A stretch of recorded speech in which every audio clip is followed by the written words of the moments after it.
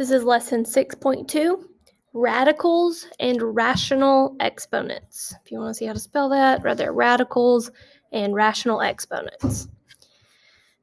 Okay, so this is going to start sounding a little confusing because we're going to use letters to represent stuff, but then once we get to numbers, it'll make a little more sense. So we are looking at the nth root of a. So this just means a root of a number. So for example, this right here. N could be any number. If it was a 2, that would be, the square root of a, or it could represent a 3 for the third root of a. Okay, so we use n to represent any root. This is called a radical. That's what that symbol is called, the radical symbol. Okay, so I'm not going to go over that because to me that is super confusing. But we're going to look at this sentence. It says, because a to the 1/2 is a number whose square is a, you can write the square root of a is the same thing as saying a raised to the 1/2 power. Okay, so I would just write that part. Square root of a is the same thing or equals a to the 1/2 power. And then it says similarly, the cube root of a is the same thing as saying a to the 1/3 power.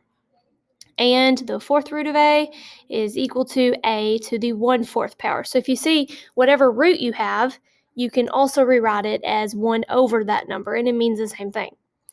So for all numbers, it says the nth root of a is the same thing as a to the 1 over n for any number as long as the n is greater than 1. Okay, so now we're going to look at some more stuff. So as long as n is greater than 1, a is just some real number. If n is odd, so the root number is odd, then a, the number inside, would have one real root. If n is even, and the number inside is greater than 0, it will have two real roots, the plus and minus version.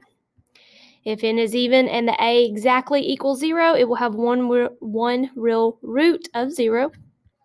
And if n is even and the letter inside is less than 0, then it has no real roots, basically a negative number. If it's an even square root, or so fourth root, sixth root, and it's a negative inside, it will have no real roots because you can't do the root of a negative number if it's even. Okay, so let's look at some real numbers so you can start to understand what this means. So this first part, it says find the indicated real roots of a. If n equals 3 and a equals negative 27. Okay, so we know that since n equals 3 is odd, we can take it of a negative number, and it will have exactly one real cube root. So think of it as 3 is the exponent number. Not the exponent, the cubic number next to your radical. And if I have negative 27, we know that that would equal negative 3. Okay, because we know negative 3 to the third power equals negative 27. So the cube root of negative 27 is negative 3. Or if you could rewrite it, negative 27 to the 1 over third power, just another way to write it, means the same thing, is still negative 3. So we have one real root, negative 3. Okay, so the next one, B. For n equals 4, a equals 16. So now we have where this is even, and it's of 16. So that means 16 to the 1 over 4 power, or the fourth root of 16. And when you do that, you get two real roots because it's even. And it will be plus or minus 2. The reasoning behind that, and they show it as we will write it. If you have negative 2 raised to the fourth power, that equals positive 16. If I have 2 raised to the fourth power, that is still positive 16. So it has two real roots, and it's positive and negative 2, or plus minus 2. Okay, so I want you to try 2 of these. You're finding the indicated real nth root of a. So try 1 and 2. Pause the video, and then I will go over it with you. Okay, on these two, on 1 we have n equals 3, a equals negative 125, so we plug it in our calculator. If n is 3, that's the root, so the cube root of negative 125, it comes out to exactly negative 5, so that means it has one real root, that that's the full answer. But we go ahead and show everything. So we're saying the cube root of negative 125. Okay, it's the same thing, or that is negative 5. It's the same thing as saying negative 5 to the third power, or negative 125 to the 1 over 3 power. Because when we raise that to an exponent, we still get a negative number. Negative 5 to the third power, because a negative times a negative times a negative is negative. If it was positive 5 to the third power, that would not give us negative 125. So therefore, there's only one real root on that. So, I wrote 1 twice. On number 2, n equals 6, a equals 64. So the sixth root of 64 comes out to 2. Okay, that means 2 to the 6th power is 64, but being that that's an even exponent, if I did negative 2 to the 6th power, I still get positive 64. So we have two possible answers here. So that means 64 to the 1 over 6 power comes out to plus or minus 2. We have two answers, so two real roots on that. Okay, now we're going to look at evaluating nth root expressions. So evaluate each expression. So here's 4 examples we're going to look at. So A, it says the cube root of negative 8. So we know since it's a negative inside, you look at the root number. Since it's odd, we know we can have a negative inside. So we just have to find what number times itself 3 times, because it's cube root, is negative 8. And that comes out to negative 2. And you can plug that in your calculator to check. It's negative because it's cubed, and you know you have one real root. Okay, B, we have a negative outside of the radical, so that means you do it separate. So we have the cube root of 8, which is 2 times 2 times 2, so 2, but then there was a negative out front being multiplied, so it is still negative 2. C, we have 16 to the 1/4 power. Remember, that is the same thing as saying the fourth root of 16. So we know means what number times itself 4 times now would equal 16. And it is 2. So it says D, negative 16 to the 1/4 power has no real roots, or it's not a real number, because it says there is no number that can be multiplied by itself 4 times to give an answer of negative 16.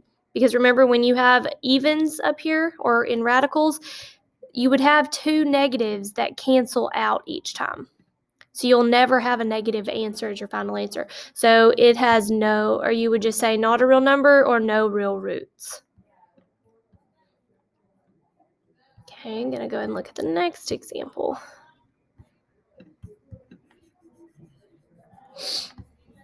Okay, it says evaluating expressions with radical exponents. So now we're going to look at evaluating expressions.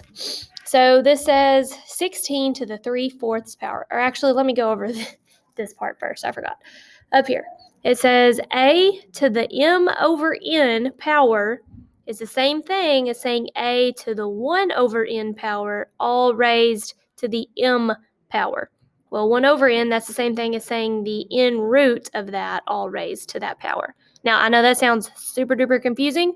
These letters represent any number. So let's look at this one with numbers, and I think it'll make a little more sense. So 27 to the 2 over 3 power. Well, we know we can rewrite that because 1 over 3 power we know means cube root. So 27 to the 1 over 3 power, and since that 2 is on top of the fraction, it just then goes outside, all raised to the 2nd power. Well, I know that means the cube root of 27 all raised to the 2nd power. And then you could solve it further. The cube root of 27 would be 3, because 3 times 3 is 9, 9 times 3 more is 27. Then you would just have 3 to the 2nd power, so 3 times 3, which is 9. So all that would just equal 9.